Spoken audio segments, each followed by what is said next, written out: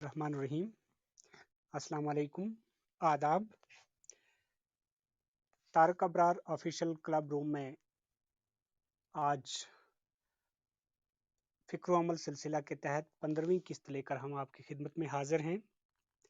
मेरी तरफ से और मेरे साथी मॉडरेटर तारक अबरार साहब, नसीम अख्तर साहिबा और इमरान फरीदी साहब की तरफ से आप सब सामीन और नाज़रीन को पुरखुलूस और प्यार भरा सलाम। जैसा कि आप जानते हैं कि इस क्लब हाउस पे हमने मुख्तलिफ नौइयत के बहुत सारे प्रोग्राम किए जिनका हमारे समाज को बहुत फ़ायदा हुआ और इंशाअल्लाह आगे भी हम इस किस्म के प्रोग्रामों का इनेकाद करने जा रहे हैं जिनसे हमारे मुआशरे को यकीनन फ़ायदा होगा। इस फ़िक्र अमल सीरीज़ के तहत आज के इस 15वें किस्त में आप तमाम सामीन और नाज़रीन को मैं खुशामदीद कहता हूँ और साथ में मैं नहायत ही खुलूस और एहतराम के साथ हमारे आज के जो मेहमान स्पीकर हैं उनको भी खुशामदीद कहता हूँ और सलाम पेश करता हूँ कि जिन्होंने अपनी गुनागो मसरूफियात को एक साइड रख कर हमारी मुख्तसर सी नोटिस पे आज हमें अपना कीमती वक्त बख्शा। जैसा कि आप जानते हैं कि हमारे आज के इस प्रोग्राम में जिन मेहमान को हमने मदऊ किया है वो किसी तारफ़ के मोहताज नहीं, वो जम्मू कश्मीर के एक मारूफ वकील एडवोकेट शेख शकील साहब हैं। हम मेहमान स्पीकर का भी वालिहाना इस्तकबाल करते हैं और सामीन और नाजरीन को ये बताना चाहते हैं कि एडवोकेट शेख शकील साहब की शख्सियत और कानूनी मामलात पर उनकी गिरफ्त को मद्देनज़र रखते हुए ही हमने आज के इस प्रोग्राम का मौजू तय किया है जो कि transparency and the rule of law यानी शफाफियत और कानून की हुक्मरानी है। आज हम मेहमान स्पीकर से कानूनी मामलात के बारे में गुफ्तगू करेंगे। उम्मीद है कि आज के इस प्रोग्राम से सामीन और नाजरीन मुस्तफ़ीद होंगे। इससे पहले कि मेहमान स्पीकर से गुफ्तगू का सिलसिला शुरू किया जाए, मैं अपने तमाम सामीन और नाजरीन से गुजारिश करता हूँ कि आप तमाम मॉडरेटर्स को और हमारे मेहमान स्पीकर को फॉलो कर लें और इसके अलावा तारक अबरार ऑफिशियल क्लब को भी फॉलो करें ताकि आपको हमारे आइंदा मुनक्कद होने वाले प्रोग्रामों की नोटिफिकेशन बआसानी मिल सके। हमारे आज के मेहमान स्पीकर मोहतरम एडवोकेट शेख शकील साहब किसी तारफ़ के मोहताज नहीं, जैसा कि मैं पहले भी बता चुका हूँ। अलबत्ता एक रस्म की अदायगी के तौर पे मैं हमारी मॉडरेटर साहब स्पीकर का मुहतरमा नसीम अख्तर साहिबा। शुक्रिया मुश्ताक शाहिद। बिस्मिल्लाहिर्रहमानिर्रहीम। अस्सलाम वालेकुम वरहमतुल्लाहि वबरकातुहू। मैं नसीम अख्तर हमारे आज के मुअज़्ज़ज़ मेहमान को खुशामदीद कहती हूँ। बेशक हमारे साथ मौजूद मेहमान किसी के तारुफ़ के मोहताज तो नहीं, जैसा कि मुश्ताक साहब ने कहा। हर ख़ास-ओ-आम उनसे वाकिफ़ है और ये बहुत मोहब्बत और इज़्ज़त की निगाह से देखे जाते हैं। एडवोकेट शकील अहमद बुनियादी तौर पर ज़िला उधमपुर की तहसील रामनगर से ताल्लुक़ रखते हैं। आपने इस्लामिया प्राइमरी स्कूल उस्ताद मोहल्ला से primary, Luthra academy DC office Jammu से 10वीं, डीवीएन स्कूल से 12वीं और साइंस कॉलेज से ग्रेजुएशन और जम्मू यूनिवर्सिटी से लॉ की डिग्री हासिल की। जम्मू व कश्मीर हाई कोर्ट के मारूफ वकील जसवंत सिंह कोतवाल की निगरानी में एडवोकेट शेख शकील ने वकालत शुरू की और गुज़श्ता 15 बरसों से जानबशानी अंजाम दे रहे हैं। आप हमेशा समाज से जुड़े रहते हैं और अवामी अहमियत के हामिल मामलात को अदालत के अंदर और अदालत से बाहर उजागर करते हैं। जम्मू कश्मीर की सिविल सोसाइटी, वकला तंजीमें और समाज का जी शऊर तबका एडवोकेट शकील साहब को इज्जत की निगाह से देखता है। आप हमेशा दोगलेपन और कानून को पांव तले रोनने वालों की कोशिशों को नाकाम करते हैं और इस कदर आप बेबाकी से अपनी आवाज़ को बुलंद करते हैं कि उनके सामने तमाम आवाज़ें मद्धम पड़ जाती हैं। मौसूफ़ अपने वालिदैन और उस्ताज़ा को हमेशा कदर करते हैं और एडवोकेट शकील साहब कानून की हुक्मरानी और सेहतमंद समाज की तश्कील के हामी हैं। यही वजह है कि आप न सिर्फ वकला बल्कि समाज के दीगर नौजवानों के लिए भी रोल मॉडल की हैसियत से देखे जाते हैं। बहुत-बहुत शुक्रिया।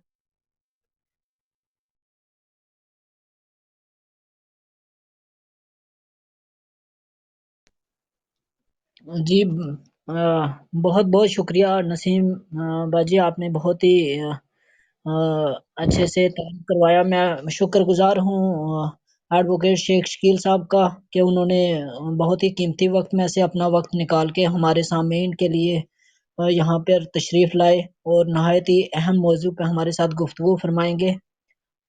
हमारे प्रोग्राम की कार्रवाई और निज़ामत को चलाने के लिए हमारे साथी मॉडरेटर इमरान फरीदी साहब अ, प्रोग्राम को आगे चलाएँगे। जी, इमरान। बिस्मिल्लाहिर्रहमानिर्रहीम। हाँ, बहुत-बहुत शुक्रिया तारिक भाई, मोहतरमा नसीम अख्तर साहिबा और हमारे आज के स्पीकर मोहतरम शेख शकील साहब। प्रोग्राम की कार्रवाई को आगे बढ़ाते हुए हमने ये मॉडरेटर हज़रात जितने भी हैं ये डिसाइड हुआ है कि इस प्रोग्राम में कोई लेक्चर सीरीज़ तो नहीं होगी, अलबत्ता हम डायरेक्टली क्वेश्चन आंसर सेशन शुरू कर देते हैं। तो आज का जो टॉपिक है हमारा transparency and rule of law. इस हवाले से सामीन में से अगर किसी के भी कोई क्वेश्चंस होंगे वो अपना हैंड रेज़ करके, ताकि हम उसको ऊपर स्पीकर की उस गैलरी में ला सकें और अपना सवाल पूछ सकें। तो पहले मैं शुरू करता हूँ जनाब तारिक अबरार से ही हम शुरू करते हैं कि अगर इस मौज़ू के हवाले से आपके कोई क्वेश्चन हैं, तो बराए मेहरबानी अपना माइक अनम्यूट करके मोहतरम स्पीकर के सामने अपने सवाल पेश करें। तारिक अबरार साहब। जी, जी। मेरा एडवोकेट शेख शकील साहब से बहुत ही खलूस के साथ एक सवाल है जो अक्सर ज़हनों में गर्दिश करता है कि रूल ऑफ लॉ यानी कानून की हुक्मरानी हमने सुना है अक्सर, लेकिन ये क्या होता है और इसकी अहमियत और ज़रूरत क्या है? शेख साहब अपना माइक जो है अनम्यूट करके हमारे सामीन से हुए गुफ्तगू हों, बहुत शुक्रिया सर। अ, सबसे पहले मैं तारिक अबरार साहब, आपका आपका जो ये ऑफिशियल क्लब है और इसके अलावा आपके जितने भी टीम के साथ जो अफराद जुड़े हुए हैं, मुश्ताक साहब, मोहतरमा नसीम अख्तर साहिबा, इमरान आफरीदी साहब, मैं दिल की गहराइयों से आपका शुक्रिया अदा करना चाहता हूँ कि जो अल्फाज आपने मेरे बारे में इस्तेमाल किए, हालांकि मैं नहीं, लेकिन मैं दिल से मशहूर हूँ। मैं बिल्कुल सीधा टॉपिक पे आऊँगा और आपके क्वेश्चन पे आऊँगा। आज का जो टॉपिक है और जो आपका क्वेश्चन है कि ये रूल ऑफ लॉ होता क्या है? कांसेप्ट क्या है रूल ऑफ लॉ का? मैं आपको एक चीज़ कहूँगा कि जो हम कहते हैं रूल ऑफ लॉ, कि कानून की बालादस्ती को जब हम कहते हैं कि हम कानून की बालादस्ती को सेटल करना चाहते हैं और कानून की बालादस्ती को एस्टैब्लिश करना चाहते हैं, उसको हम रूल ऑफ लॉ कहते हैं। जिस समाज में कानून की रिस्पेक्ट हर वर्ग का आदमी करे, जिस समाज में कानून को जब इम्प्लीमेंट किया जाए, जब कानून को अप्लाई किया जाए, तो without any influence, without looking into the status and position of a person, उस कानून को जब अप्लाई किया जाए, उस समाज को हम एक आइडियल समाज कहते हैं। एक आइडियल समाज कहते हैं कि जहाँ पे रूल ऑफ लॉ की एस्टेब्लिशमेंट हो, जहाँ आप कितने भी इन्फ्लुएंशियल हैं, कितने भी आप वेल कनेक्टेड हैं, लेकिन समाज में आप you are subject to rule of law, you are subject to the equality.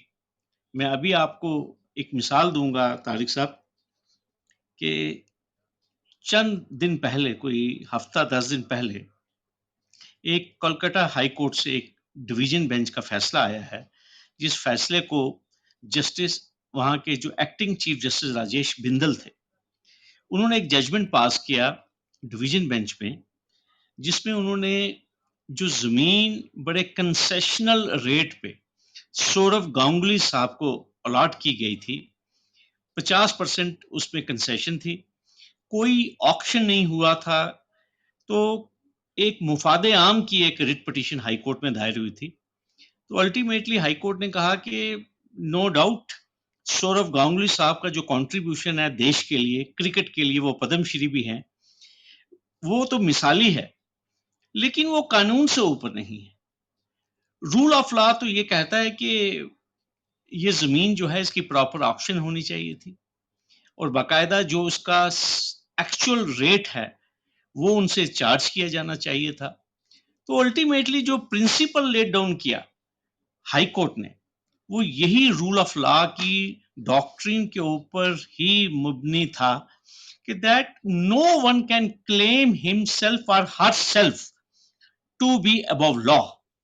तो यही मैं चीज आपको बताना चाहता हूं तारिक साहब कि उस अलॉटमेंट को क्रैश किया गया। वहां की सरकार को 50,000 रुपया कॉस्ट इम्पोज की गई और एक एग्जेम्पलरी कॉस्ट, टोकन कॉस्ट 10,000 रुपए की सौरव गांगुली साहब को भी इम्पोज की गई, ताकि समाज में ये मैसेज जाए कि आप चाहे कितने भी बड़ी शख्सियत हैं, जितना मर्जी आप स्टेटस एंजॉय करते हैं, तो लेकिन कानून की नजर में आप सभी लोग, हम सभी लोग बराबर हैं। तो यही बेसिक कंसेप्ट है तारिक साहब रूल ऑफ लॉ का। जी, जी। बहुत शुक्रिया, बहुत अच्छे तरीके से आपने सर वज़ाहत की, एग्ज़ाम्पल से बहुत से सारे लोगों को, हमारे सामीन को समझ आ चुकी है। जी, तारिक भाई जी, 1 जी। मिनट। हाँ, इसका मैं थोड़ा-सा आपको इंटरवेन कर रहा हूँ।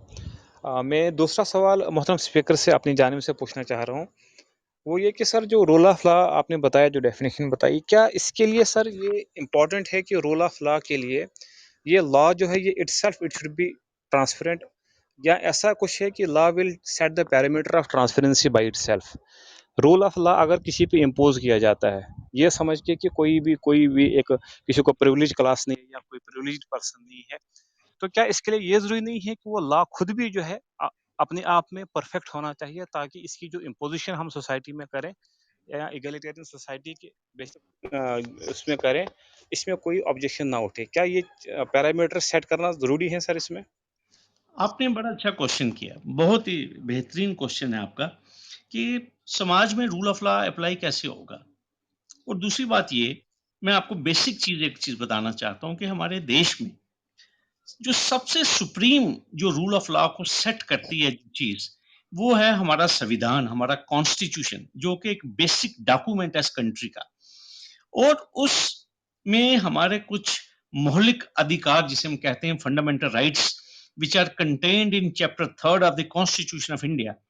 और उसमें अगर आप देखेंगे आर्टिकल 14 को आप देख लीजिए, जो हमारा फंडामेंटल राइट है, जिसको हम कहते हैं right to equality, right to equality and equal protection of laws.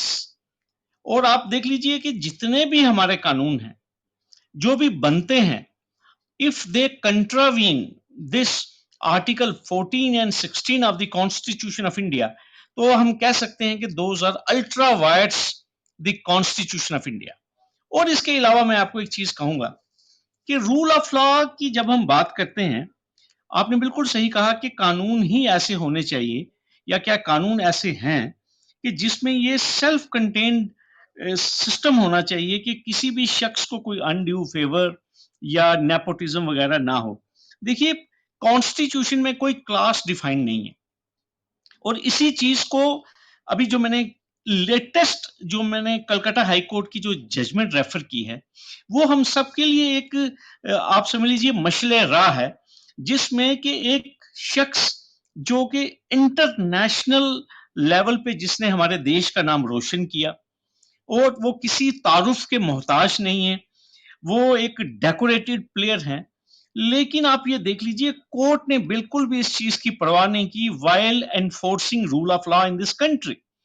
और जजमेंट में ही जस्टिस बिंदल ने लिखा है कि जहां तक उनकी जो खिदमात हैं, जिसे कहते हैं कि उसको नहीं भुलाया जा सकता, लेकिन इसका ये मतलब नहीं है कि that Sourav Ganguly is above law. और सबसे बड़ी बात कि जब हम कोई भी स्टेट लार्जेस्ट की डिस्ट्रीब्यूशन की बात करते हैं, ये मैं आपको बता दूं कि सुप्रीम कोर्ट की एक नहीं, there are plethora of judgments of the supreme court, जिसमें सुप्रीम कोर्ट कहती है कि जब भी स्टेट या कंट्री में state largesse in the shape of petrol pumps, in the shape of government jobs, in the shapes of quotas, in the shape of licences, जब इसको डिस्ट्रीब्यूट करना है आपने पब्लिक को, there must be a transparent criteria, there must be a criteria which should be consistent with article 14 and 16 of the constitution of India। मैं आपको बताना चाहता हूं, यहां पे कैप्टन सतीश शर्मा जो थे, वो भारतीय सरकार में जब कांग्रेस सरकार थी तो पेट्रोलियम मिनिस्टर थे। उन्होंने कोई 20 के करीब अपने चंद करीबी लोगों को पिक एंड चूज बेसिस के ऊपर पेट्रोलियम आउटलेट्स अलॉट किए थे। तो अल्टीमेटली किसी मैगजीन ने ये रिपोर्ट किया इसको, और उस मैगजीन की रिपोर्टिंग के ऊपर ही सुप्रीम कोर्ट ने कॉग्निजेंस लिया, और जो आर्गुमेंट सुप्रीम कोर्ट में रेज किया गया कि that it was a state largest and how without criteria, particularly in a country which is governed by rule of law, particularly in a country where there is Article 14 and 16 of the Constitution, how the minister can, out of lakhs and thousands of people, how the minister has selected these 20 people for discretionary quota for allotment of the petroleum outlets. तो supreme court ने बड़ी landmark path breaking judgement में ये कहा कि आप इस तरीके से सिलेक्टिवली स्टेट लार्जेस्ट को डिस्ट्रीब्यूट नहीं कर सकते, particularly in a country which has the constitution. और जब भी आपको इस किस्म के कोटाज लाइसेंसेस को डिस्ट्रीब्यूट करना है, आपको एक फेयर नॉन आर्बिट्रेरी क्राइटेरिया बनाना पड़ेगा। तो ये इस देश में ऐसा कोई कानून नहीं है कि कोई एक क्लास है जो कि एक प्रिविलेज्ड क्लास है जो कि कंसेशंस एंजॉय करती जाएगी। और आपको याद होगा, मैं बार बार अक्सर अपनी जो सोशल मीडिया में जो मेरी इंटरेक्शंस होती हैं, मैं बार बार ये चीज कहता हूं कि भाई अगर आप मिनिस्टर नहीं रहे हैं तो you are not entitled to enjoy the ministerial bungalow. अगर आप कोई पब्लिक या कॉन्स्टिट्यूशनल ऑफिस आप होल्ड कर रहे थे, and if you have retired, if your term is complete, you are not entitled to occupy that accommodation. तो अगर आप रूल ऑफ लॉ को एस्टैब्लिश करना चाहते हैं तो इसमें सुप्रीम कोर्ट बार बार कहती है कि भाई अगर आपको कोई एकोमोडेशन या फैसिलिटीज दी गई थी, those were commensurate to your position which you had been conferred, लेकिन जो ही you have lost that status, you have to come back to your actual place। तो ये मुझे थोड़ा सा कहना है इसके। जी, बहुत-बहुत शुक्रिया सर। तारिक अबरार साहब, अगर आपको और कोई क्वेश्चन होगा आप पूछें, उसके बाद होस्ट ओपन कर देंगे हम। जी, जी। मेरे 2-3 सवाल और हैं। मेरे ख्याल में अभी 2-3 सवालों के बाद ही इंशाल्लाह। मेरा अगला सवाल ये है कि रूल ऑफ लॉ और रूल बाय लॉ, ये 2 चीज़ें हैं। रूल बाय लॉ को रेक्स इज़ लेक्स भी शायद कहते हैं। इसमें और रूल ऑफ लॉ में क्या डिफरेंस है, और आप क्या समझते हैं कौन-कौन सी कंट्रीज में इस तरह का है? हमारी तो डेमोक्रेटिक कंट्री है, यहाँ पर तो रूल ऑफ लॉ है बिल्कुल। जी सर। देखिए तारिक भाई, मैं आपको एक चीज बताऊं, सबसे खूबसूरत बात यह है कि हम जिस देश के निवासी हैं, जिस देश में हम रहते हैं, यहाँ पे इंडिपेंडेंट जुडिशरी है जो कि लोगों के फंडामेंटल राइट्स की कस्टोडियन है। और आप देख लीजिए, जब भी कोई ब्रीच होती है किसी के फंडामेंटल राइट्स की, तो हमारे पास कॉन्स्टिट्यूशनल कोर्ट्स हैं हमारे इस कंट्री में, जहां पे हम अपने फंडामेंटल राइट्स की इन्फोर्समेंट के लिए जा सकते हैं। आपको मालूम है कि आर्टिकल 226 जो है हमारे हिंदुस्तानी आइन का, उसके तहत हम रिट जूरिसडिक्शन को इन्वोक करते हैं। हम हाई कोर्ट में जाते हैं और अल्टीमेटली हाई कोर्ट को जब हम पिटीशन करते हैं तो जो भी वायलेशन है हम हाई कोर्ट को बताते हैं। और आप देखते हैं कि रोज सुप्रीम कोर्ट और हाई कोर्ट की जो जजमेंट्स हैं with regard to the enforcement of the fundamental rights, आप देखिए कई बार certain citizens for certain reasons they are detained, जिनके खिलाफ कोई ज़्यादा चार्जेस नहीं होते हैं और जिनके खिलाफ ये इल्ज़ाम लगते हैं क्योंकि वो लोग अगर सरकार की या सरकार की फंक्शनिंग को क्रिटिसाइज करते हैं। लेकिन आपने देखा होगा कि कई बार कोर्ट्स भी अपना डिस्प्लेजर एक्सप्रेस करती हैं कि भाई इस आदमी ने तो कोई इस किस्म का कोई he has not indulge in misconduct. तो आपने देखा कि अभी पूरे देश में भी जब बात हम करते हैं तो सेडिशन के कानून के ऊपर भी एक डिबेट चल रही है, और भी जो कानून है उसके ऊपर डिबेट चल रही है। तो बेसिक जो आर्गुमेंट जो बार बार अबरार साहब ये रेस किया जाता है हर जगह कि once this country is a democratic country and which is governed by rule of law, where there is constitution, where there is vibrant and independent judiciary, and where freedom of speech and expression is a fundamental right.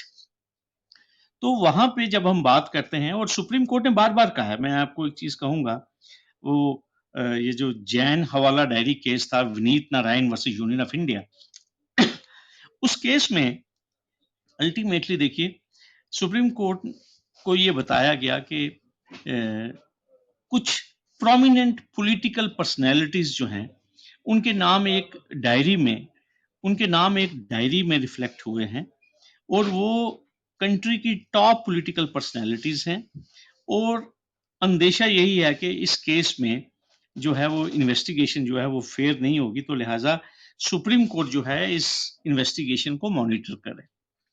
Ultimately supreme court ने ये जो concept introduce किया, concept of continuous mandamus, कि मतलब supreme court bar बार case को सुनेगी और investigation को monitor करेगी। किस लिए मॉनिटर करेगी? ताकि लोगों का जो कॉन्फिडेंस है रूल ऑफ लॉ में बरकरार रहे। आप देखिए, जब भी हमारे केसेस जो कि बड़े प्रोमिनेंट, जिनमें लोग मुलविस होते हैं, जिनके ऊपर एलिगेशंस लगते हैं, तो अल्टीमेटली आपने देखा कई केसेस में सुप्रीम कोर्ट या हाई कोर्ट जो है वो सुओ मोटो कॉग्निजेंस भी लेती है मीडिया की रिपोर्ट्स के ऊपर। जैसे भी आपने देखा होगा, सुप्रीम कोर्ट ने भी लखीमपुर वाले जो केसेस थे जिसमें हमारे किसानों की हत्याएं हुई हैं, तो आप देखिए सुप्रीम कोर्ट ने सुओ मोटो उसमें कॉग्निजेंस ली है। इसी तरह कई केसेस में जहां पे रिपोर्ट्स होते हैं केसेस के, जहां पे लगता है कि कानून को प्रॉपरली इंप्लीमेंट नहीं किया जा रहा, जैसे कहीं पे किसी लड़की का, बेसहारा लड़की का कहीं पे उसकी मॉडेस्टी को आउटरीच किया गया है, and the matter appears in the media कि जो एक्यूज्ड है वो बड़ा हाईली इन्फ्लुएंशियल है। तो उन केसेस में भी हमने देखा है कि टाइम टू टाइम हमारी हाई कोर्ट्स और हमारी सुप्रीम कोर्ट हैज इंटरवीन्ड, और ये जितनी भी इंटरवेंशंस हमारी जो अदलिया की वसादत से होती है, इसका बेसिक मकसद यही होता है कि लोगों का जो एतमाद है वो अदलिया पर बरकरार है। क्योंकि हमारे देश में, क्या पूरे वर्ल्ड में, आप देखिए जो अदालतें हैं उनको टेम्पल्स ऑफ जस्टिस कहा गया है, कि ये वो इदारे हैं जहां पे आप थक हार कर, जिसे कहते हैं, जब आपको कहीं से भी कोई रिलीफ नहीं मिलता है, तो then you go to the court of law, वहां पे जाकर आप अपनी गुहार लगाते हैं। और सबसे खूबसूरत चीज जो रूल ऑफ लॉ में मैं आपको कहूंगा, ये जो टेम्पल ऑफ जस्टिस है, वहां पे एक बड़ी वाइब्रेंट और बड़ी ओपन डिबेट होती है। It is not like a fish market, वहां पे एक डिबेट होती है, वहां पे फैक्ट्स को थ्रैश किया जाता है, लीगल पॉइंट्स अर्ज किए जाते हैं, और अल्टीमेटली जो स्ट्रॉन्ग आर्गुमेंट है, जो कन्विंसिंग आर्गुमेंट है, वो आर्गुमेंट प्रिवेल करता है। तो ये एक खूबसूरती है, मैं ये कहूंगा तारिक भाई, हमारे इस डेमोक्रेटिक कंट्री में, कि अभी लोगों का जो एतमाद है वो जुडिशरी के ऊपर बरकरार है। और आप देख रहे हैं कि टाइम टू टाइम जो सुप्रीम कोर्ट और जो हमारी हाई कोर्ट्स हैं, वो कोई ना कोई इस किस्म का कदम जरूर उठाती हैं कि जिससे कि लोगों का एतमाद जो है वो रूल ऑफ लॉ पे बहाल होता है। जी जी, शुक्रिया। सर, इस हवाले से एक और मुझे क्वेश्चन ये पूछना था, जो जैसा कि आपने बताया कि जुडिशरी हमारी जो है ये एक प्रोएक्टिव रोल इस वक्त प्ले कर रही है हमारी कंट्री में। इसको अगर हम जुडिशियल एक्टिविज्म भी कहें तो शायद गलत ना होगा।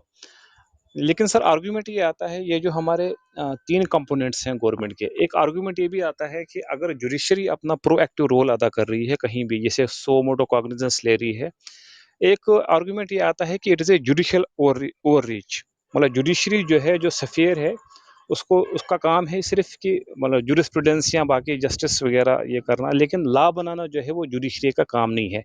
इस आर्गुमेंट से आप किस हद तक मुत्तफिक हैं सर? आपने एक बड़ा बर्निंग इशू है, और ये अक्सर बार बार ये चीज कही जाती है कई दफा कि that judiciary is crossing the Lakshman Rekha. ठीक है, और काफ़ी सारी जिसे कहते हैं ना तनकीद जो है वो जुडिशरी की इस पे हुई भी है। लेकिन मैं आपको एक चीज़ बताना चाहता हूँ कि जुडिशरी ने वहीं पे स्टेप इन किया है जहाँ एग्ज़ेक्युटिव फेल होती है to perform its statutory duty. और आप देख लीजिए हर एक केस में जुडिशरी जो है वो इंटरवीन नहीं करती है, लेकिन इंटरवेंशन वहीं पे होती है जहां पे the executive fails to comply with the mandate of law. मैं आपको सीधा अपने जम्मू कश्मीर की बात करूं। आप देखिए हमारे जम्मू कश्मीर में अगर झील ढल को साफ करना है तो उसके लिए लॉडा एक अथॉरिटी बनी है, lakes and waterways development authority. ये अथॉरिटी बनी है जिसका काम है कि जो भी लेक्स उसकी जुरिस्डिक्शन में हैं उनको साफ और शफाफ रखना। लेकिन क्या ये अथॉरिटी अवाम की एक्सपेक्टेशन पर उतरी? अल्टीमेटली आप देख लीजिए कि that the J&K high court is the custodial legals of Dal lake. High court में एक मुफादे आम की रिट पिटीशन में हाई कोर्ट मॉनिटर कर रही है the entire cleaning operation of the Dal lake. अगर सरकार सही काम करती, सरकार के अफसर सही काम करते, तो मुझे लगता नहीं है कि हाई कोर्ट के पास इतना वक्त है कि हाई कोर्ट 2-2 घंटे, 4-4 घंटे हर हफ्ते या 2 हफ्ते के बाद इसके ऊपर सर्फ करे। और आप ये देखिए जो भी डेवलपमेंट होती है, जो भी स्टेप्स उठाए जाते हैं, जिस तरह हाई कोर्ट कहती है उस तरह उठाए जाते हैं। अब मैं एक और टॉपिक पे आता हूँ। हम हमारे जम्मू में we have Jammu development authority. Jammu development authority को जब क्रिएट किया गया तो इसको 70,000 कनाल जमीन का लैंड बैंक दिया गया। लेकिन जेडीए के पास जो फिजिकली जो जमीन थी वो सिर्फ 5 या 7,000 कनाल थी। लेकिन जेडीए ने कभी इस तरफ ध्यान नहीं दिया कि अगर हमारे जमीन 70,000 कनाल है तो वो 60,000 कनाल जमीन कहाँ है? और ये मैं आपको बता दूं कि वो जमीन सारी जो थी वो लैंड माफिया के पास थी। लेकिन जेडीए ने कभी उस जमीन को वापस लेने के लिए और सरकार ने उस जमीन को लैंड माफिया से रिट्रीव करने के लिए कोई स्टेप्स नहीं उठाई। और अल्टीमेटली हाई कोर्ट ने एक मुफादे आम की रिट पिटीशन में जम्मू कश्मीर सरकार को ये कहा कि आप इस जमीन को रिट्रीव कीजिए। और with the intervention of the high court, ये मैं आपको आपके साथ शेयर करना चाहता हूं, पिछले 2-3 सालों में 40,000 कनाल से ज्यादा जमीन जो है जेडीए की सांबा में और जम्मू में रिट्रीव की जा चुकी है।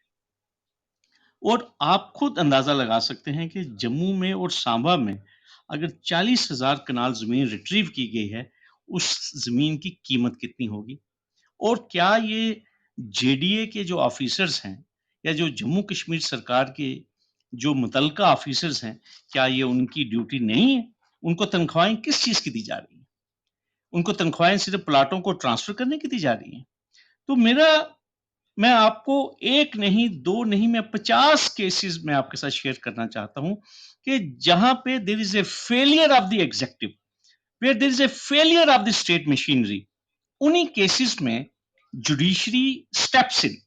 और सबसे बड़ी बात मैं आपको एक चीज कहूंगा, अब इतनी फिल्ट्रेशन हो चुकी है जुडिशियल एक्टिविज्म की और इस पीआईएल्स की कि अब बहुत थोड़े मामलात रह चुके हैं जिसमें अब जुडिशरी जो है वो इंटरवीन करती है। और खास तौर पर पीआईएल कैसे फाइल की जाए, उस शख्स के क्रेडेंशियल्स क्या हैं, सोर्स ऑफ इंफॉर्मेशन क्या है।